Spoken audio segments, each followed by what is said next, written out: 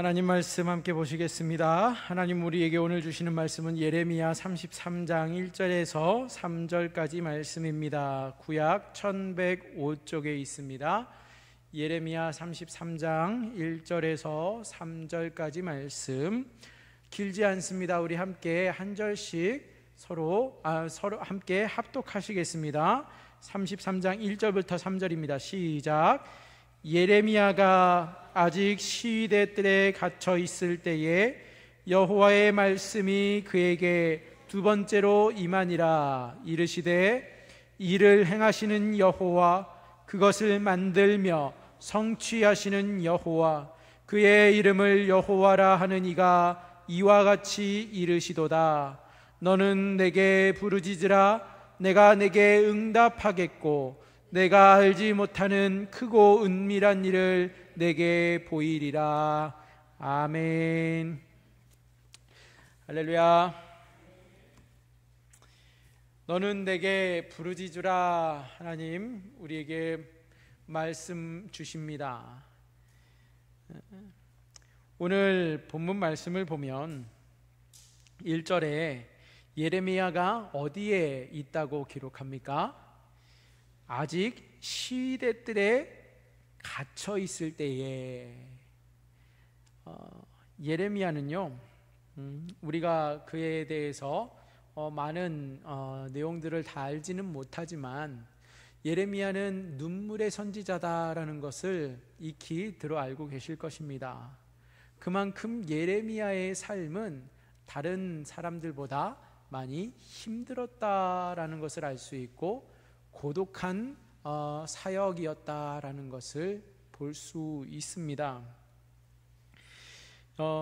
예레미야가 하나님께로부터 받은 말씀을 그의 백성들에게 나아가서 선포해야 하는데 그 말씀을 선포할 때에 환영받지 못합니다.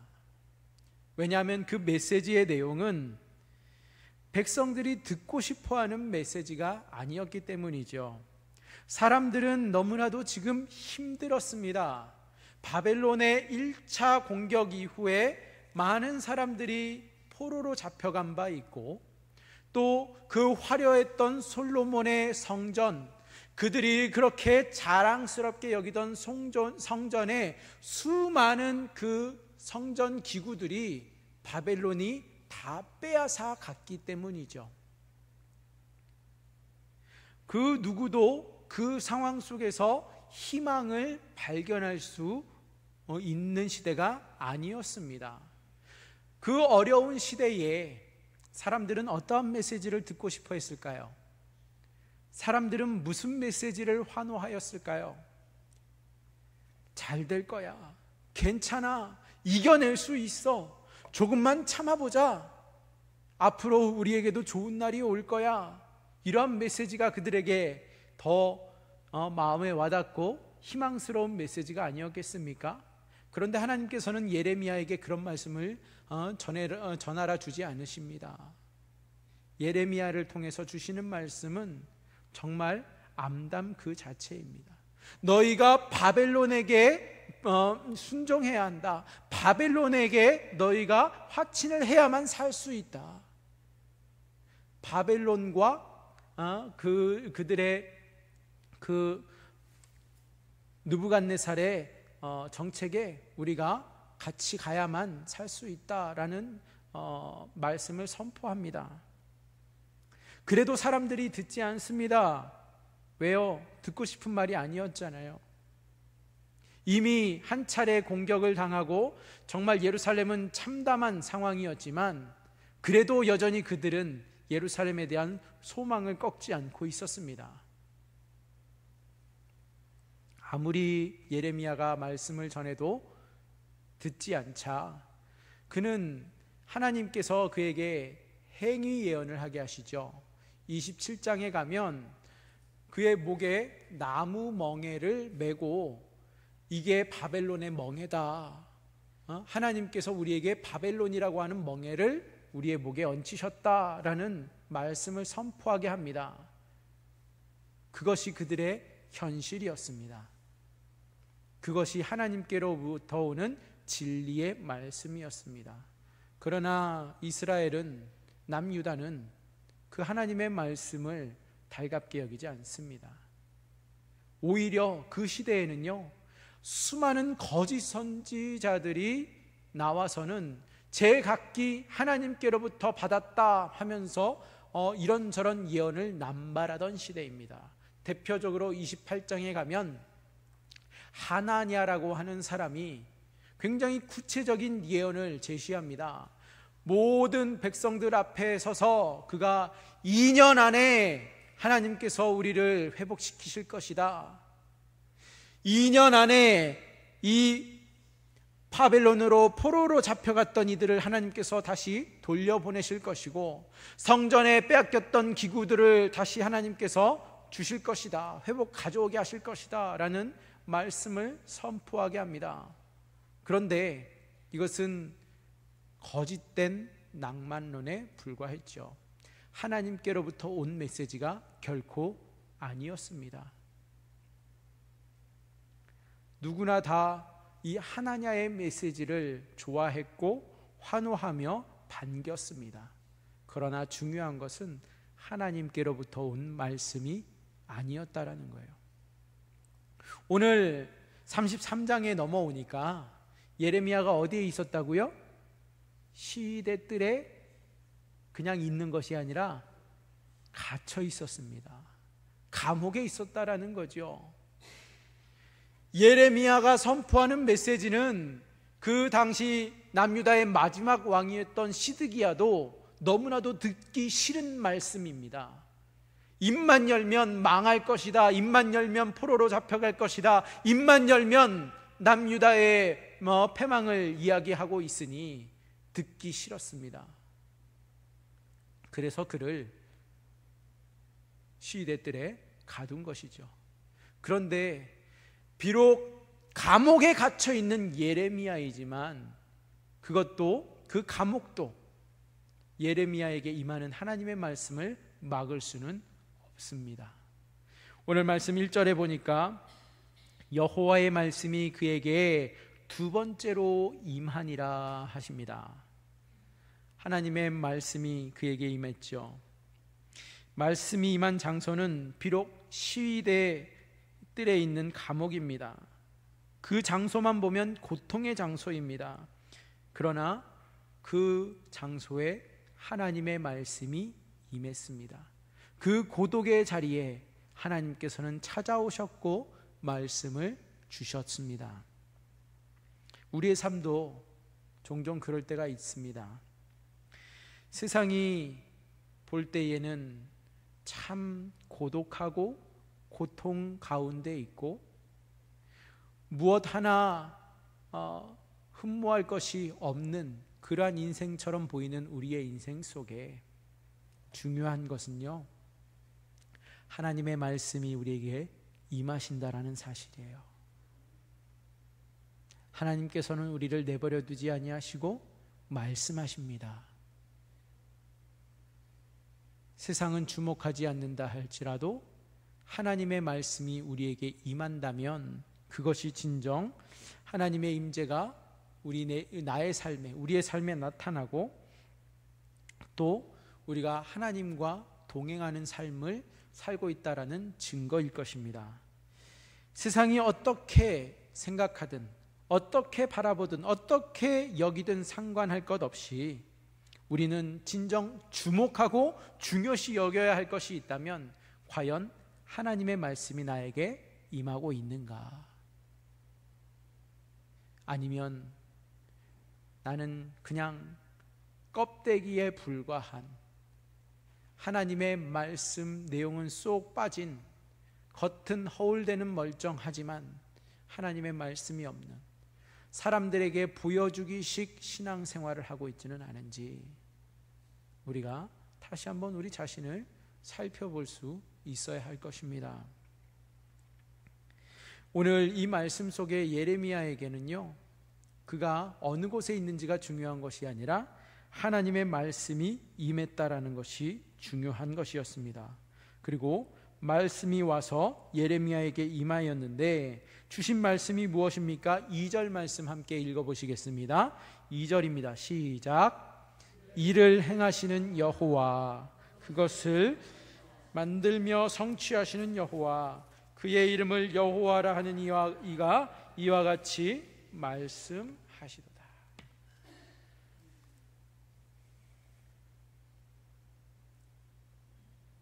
하나님이 어떠한 하나님으로 소개되고 있습니까? 그렇죠. 일을 행하시는 여호와이시다. 또 만들고 성취하시는 여호와이시다.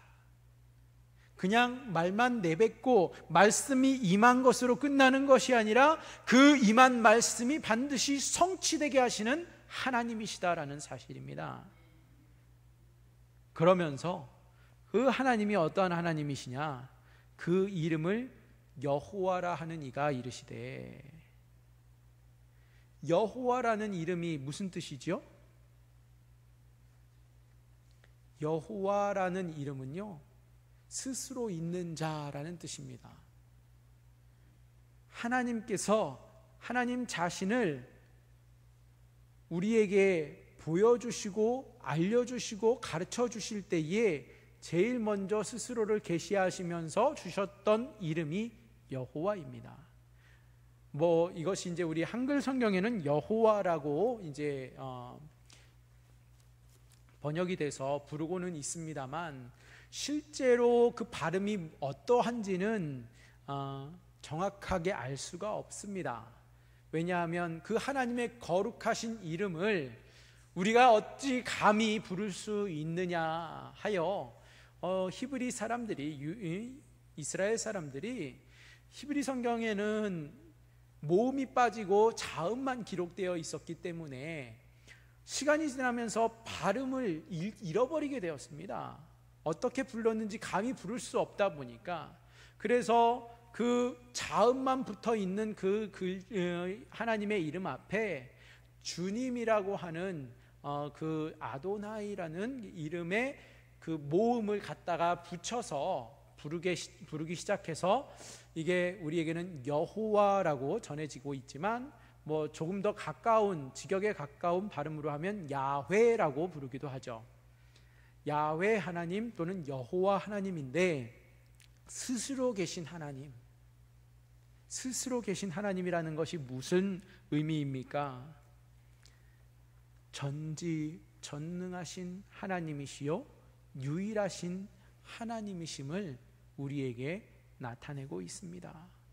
이 남유다가 망하고 있는 이 시점에 예레미야에게 하나님께서 말씀으로 찾아오시고 그 하나님께서 주시는 말씀의 내용을 살펴보니, 일을 이루시는 여호와고 또 성취하시는 여호와이신데, 그 하나님은 스스로 계신 하나님이시다. 모든 것 위에 주인 되시는 하나님이시다. 그러한 하나님이 예레미야에게 말씀을 주실 때에 시대 뜰에 갇혀 있는 것이 문제가 되겠습니까? 그가 어디에 있든 어떠한 상황에 처해 있든 그 여호와 하나님이 나를 찾아와 주시고 나에게 말씀을 주시는데 얼마나 큰 위로가 되었을까 생각해 봅니다. 진짜 문제가 있다면 하나님께서 아무리 내가 하나님을 구하고 찾고 부르짖어도 찾아오시지 아니하신다면 문제겠죠. 하나님이 말씀을 주시지 아니하신다면 그것이야말로 진짜 큰 문제이겠죠.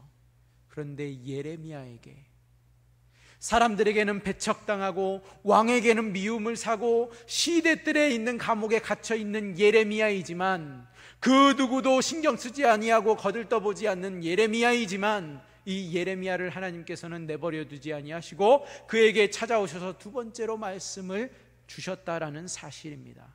바라옵기는 우리에게도 동일하게 어떠한 환경과 상황에 있든지 우리를 찾아오시고 우리에게 말씀을 주시는 은혜가 있기를 주님의 이름으로 축복합니다.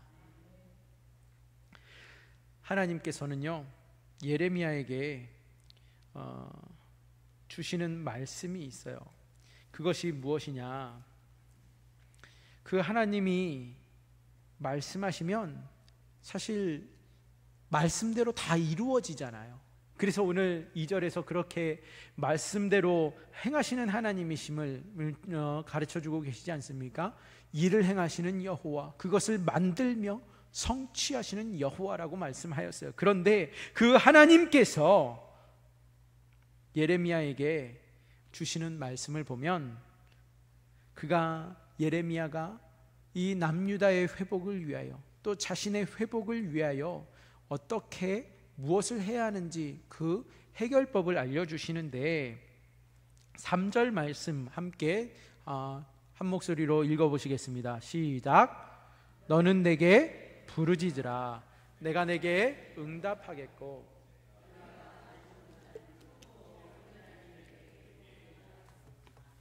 아멘. 하나님께서 제시하시는 해법은 무엇입니까? 해결책은 뭐예요? 너는 내게 부르짖으라. 너는 나를 찾으라, 이 말씀입니다. 너는 나에게 말하라. 가만히 침묵하지 말고 내게 부르짖으라. 삶이 힘드니 그러면 나에게 부르짖으라. 마음이 답답하십니까? 너는 내게 부르짖으라 말씀하십니다. 앞이 보이지 않고 막막하기만 하십니까? 너는 내게 부르짖으라 말씀하고 계십니다. 왜 그렇습니까? 왜 하나님께 부르짖어야 할까요? 하나님께서는 일을 행하시는 여호와이시기 때문입니다. 그것을 만들며 성취하시는 여호와가 되시기 때문입니다. 우리의 부르짖음이 때로는 탄식일 때도 있고, 때로는 짙은 호소일 때도 있고, 때로는 정말 그 견딜 수 없는 그 고통으로 하나님께 매달리는 그러한 울부짖음일 수도 있습니다. 그런데 우리의 그 부르짖음은요, 그냥 부르짖음으로 끝나지 않습니다. 그냥 하나님 앞에 아쉬운 목소리 내고 끝나는 것이 결코 아니라는 사실이에요. 하나님께서는 우리에게 부르짖으라 말씀하실 때에는요, 우리가 부르짖을 때에 그냥 단순히 기도로 끝나는 것이 아니라, 하나님 앞에 호소하며 부르짖는 것으로 끝나는 것이 아니라 우리에게 두 가지 약속을 주십니다. 그 두 가지 약속이 무엇입니까? 내가 내게 응답하겠다. 내가 내게 응답하겠노라, 하나님의 약속이 있습니다. 또 두 번째 약속은 무엇입니까? 내가 알지 못하는 크고 은밀한 일을 내게 보이리라. 아멘. 기도는요, 일방통행이 아니라는 거예요. 우리가 하나님께 부르짖는 걸로 끝나는 것이 아닙니다. 하늘에 계신 하나님께서는 우리의 기도에 귀를 기울이시고 들으시고 응답하시는데, 어떻게 응답하세요? 크고 은밀한 일, 내가 차마 알지 못하는 일을 내게 보이겠노라, 하나님께서는 약속하신다라는 거예요. 우리가 기도하면 들으시는 줄 믿으시기 바랍니다. 우리가 기도하면, 우리가 부르짖으면 하나님께서는 내가 여기 있다, 나는 이런 하나님이다, 우리에게 계시하시는 하나님이십니다.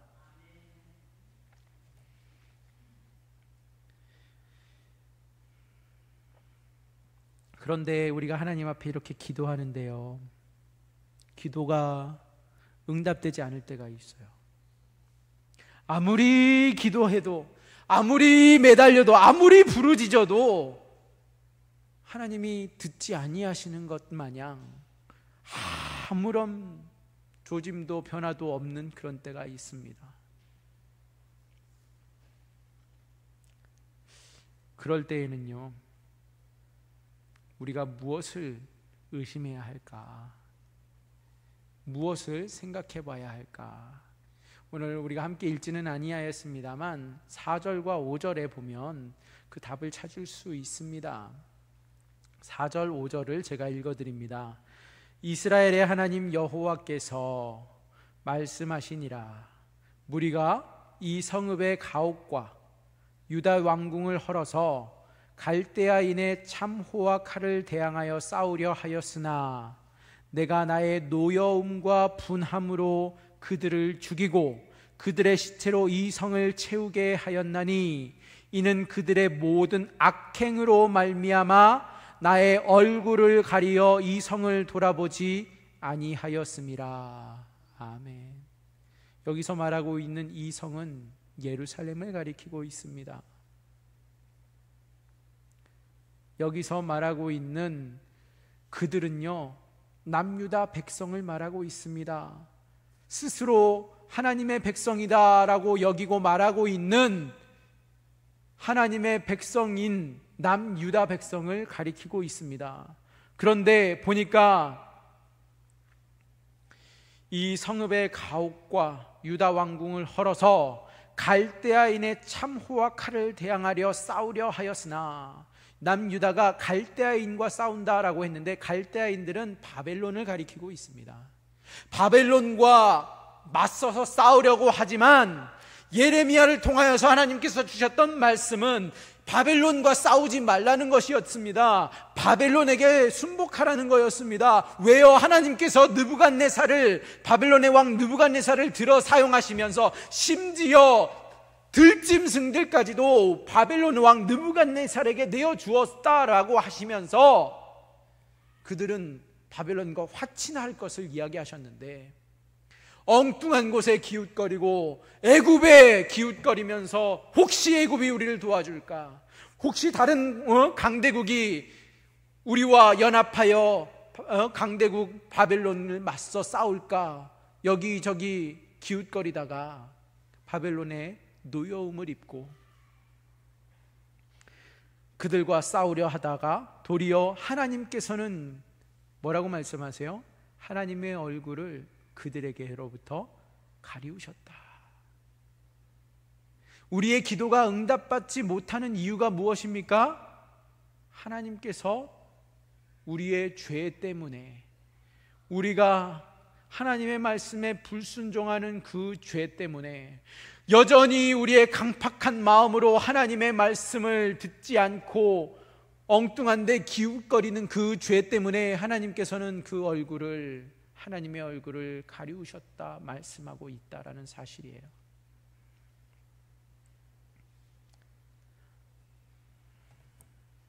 말씀을 맺습니다.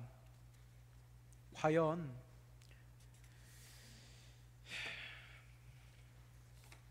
하나님께서 예레미야에게 너는 내게 부르짖으라 말씀하시는데,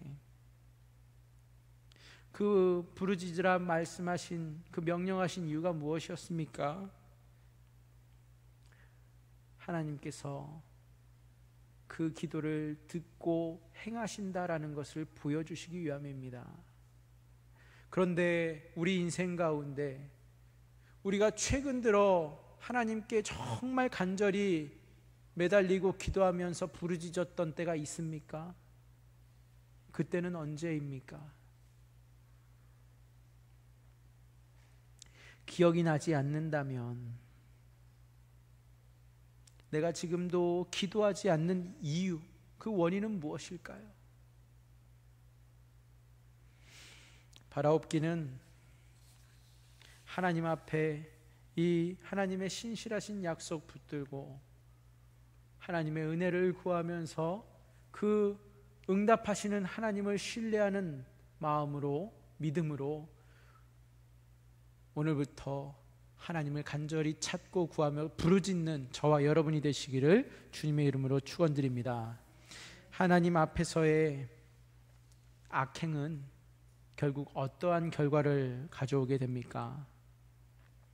하나님의 얼굴을 가리우고 하나님의 일하심을, 응답을 받지 못하는 결과를 가져오게 됨을 봅니다.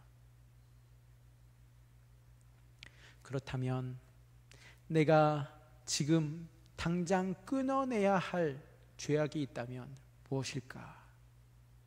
내가 지금 하나님 앞에서 당장 회개하고 뉘우치고 돌이켜야 할 죄가 있다면 무엇인지 진지하게 심각하게 돌아보고 고민할 수 있기를 바랍니다. 하나님은 죄악으로 인한 그 상처를 치료하여 주시고 낫게 해주시는 하나님이십니다. 6절 말씀에 그러나 보라 내가 이 성읍을 치료하며 고쳐 낫게 하고 평안과 진실이 풍성함을 그들에게 나타낼 것이며. 그렇습니다. 하나님께서는 우리를 회복시키시기를 원하십니다. 우리를 치료하여 낫게 해주시는 하나님이십니다. 하나님께서 진정 나에게 회복시켜 주시기를 원하시는 그런 나의 상처가 있다면 무엇일까요? 오늘 이 시간 주님 앞에 간절히 부르짖으며 기도하는 시간을 가져보시기 바랍니다. 사랑의 하나님, 감사합니다. 너는 내게 부르짖으라 말씀하시는 그 하나님의 말씀이 오늘 나에게 주시는 하나님의 말씀이고 나에게 주시는 약속임을 다시 한번 되새겨 봅니다. 하나님은 어떤 하나님이신지 우리가 바로 알고 신뢰할 때에 과연 일을 행하시는 하나님, 그것을 만들며 성취하시는 여호와, 그의 이름을 여호와라 하는 우리 하나님을 우리가 바라보게 하시고 하나님의 말씀 따라서 너는 내게 부르짖으라 말씀하실 때에 온 힘을 다해 우리의 모든 것을 주님께 아뢰며 부르짖을 수 있는 하나님의 그 약속 따라 하나님의 응답을 받아 누리며 우리가 참 알지 못한 크고 놀라운 은밀한 일을 보이시는 은혜를 덧입게 하여 주시옵소서. 하나님, 기도함에도 불구하고 여전히 우리의 귀가 막혀 있고 우리의 눈이 가려져 있고 듣지 못하고 응답받지 못하는 답답한 현실 속에 있다면 하나님, 우리의 죄악이 무엇인지 돌아보게 하시고 우리의 완악한 마음과 하나님의 말씀을 향한 불순종으로부터 돌이켜서 하나님의 얼굴을 우리에게로 다시 향하여 주시어서 응답을 받는, 다시 치료받고 고침을 받아 낫는 평안과 진실로 풍성한 삶으로 회복되는 은혜가 있게 하여 주시옵소서. 감사하며 예수님의 이름으로 기도하옵나이다. 아멘. 다 함께 찬송가 413장 찬양하시겠습니다.